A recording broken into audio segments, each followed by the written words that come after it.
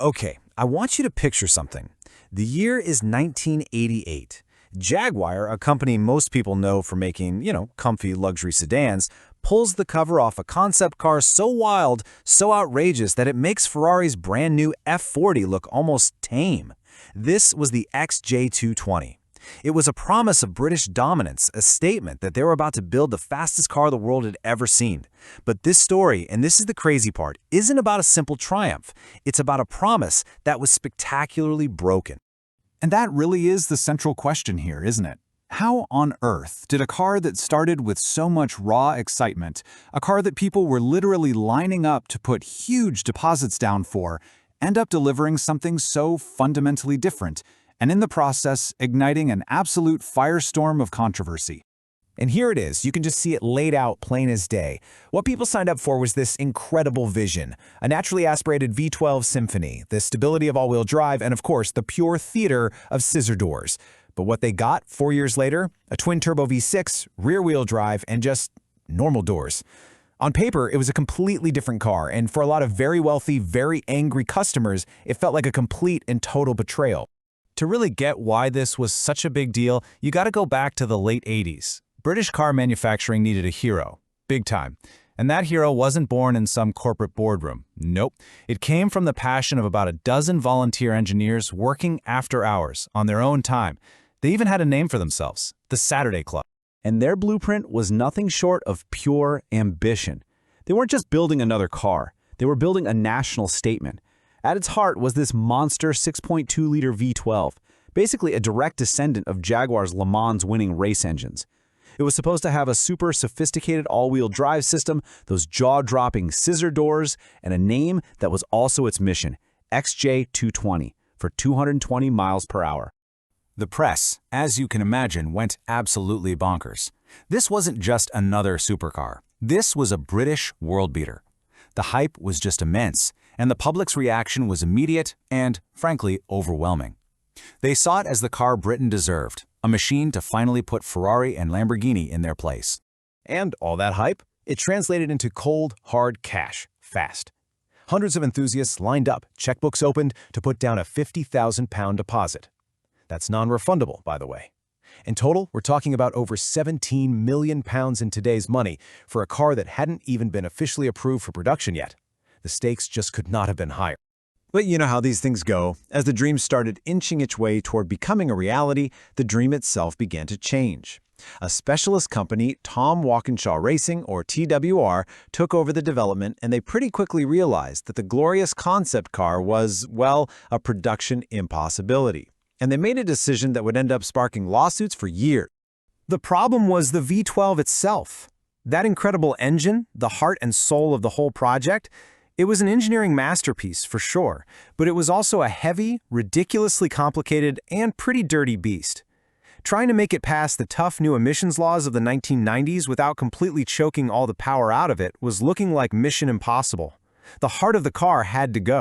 So what did they replace it with? Well, this is where it gets weird. TWR controversially turned to an engine they already had the rights to, a V6 that was originally designed for the absolutely ferocious Metro 6R4 Group B rally car. They made it bigger, slapped 2 massive turbochargers on it, and created the JR-V6, an engine that was a whole universe away from that silky smooth V12 they promised. The reaction was, to put it mildly, furious. For the purist, who dreamed of this high-revving Italian-style V12, getting a turbocharged V6 felt like ordering a fine filet mignon and being served a hamburger. Lawsuits were filed left and right. Customers demanded their deposits back. And the story was set in stone. Jaguar had broken its promise.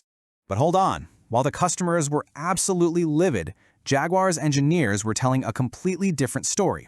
They argued that the production car wasn't a compromise at all. They claimed it was actually an improvement. They said the car they delivered was, believe it or not, better than the one they had promised.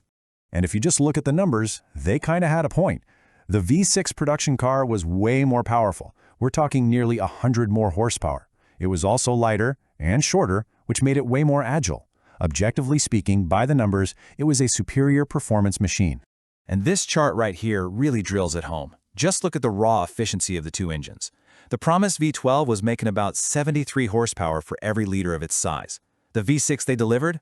a staggering 155 horsepower per liter. It was an absolute masterpiece of turbo technology, literally more than twice as potent as the engine it replaced. And so this is where the great irony of the XJ220 was born.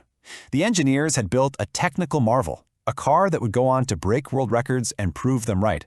But in the showroom, where it really counts, it was an unmitigated disaster.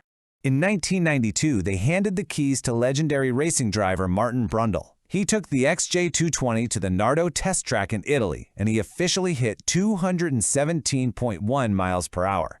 They'd done it. The V6 hadn't just met the 220 target, it had smashed it. Officially, for a time, this was the fastest production car on the entire planet. But that world record meant absolutely nothing to the market.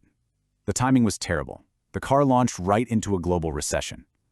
The whole controversy had soured its image, and speculators who bought the car as an investment suddenly found themselves in huge trouble.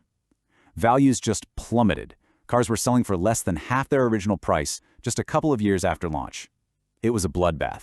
Jaguar had originally planned to build 350 of these cars. But as the recession bit down hard and angry customers walked away from their contracts, production was just quietly stopped in 1994.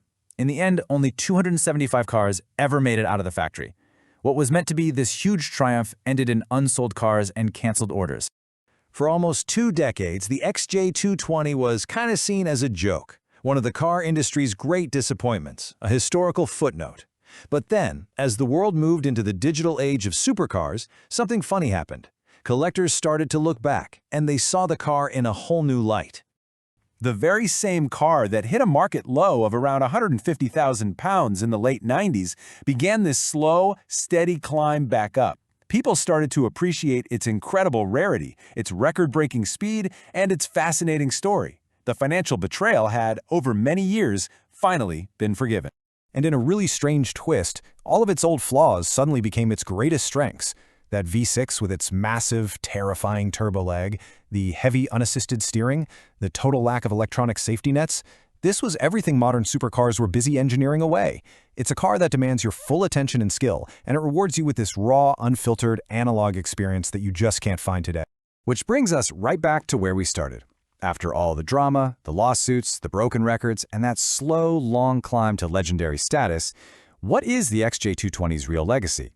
Was it a shameful betrayal of its original promise, or was it an incredible engineering triumph that was just misunderstood? The answer is, well, it was both. Jaguar absolutely broke its promise to its customers, but in doing so, they accidentally delivered a car that was faster, lighter, and more advanced than they ever planned. It was a commercial disaster that became a technical masterpiece.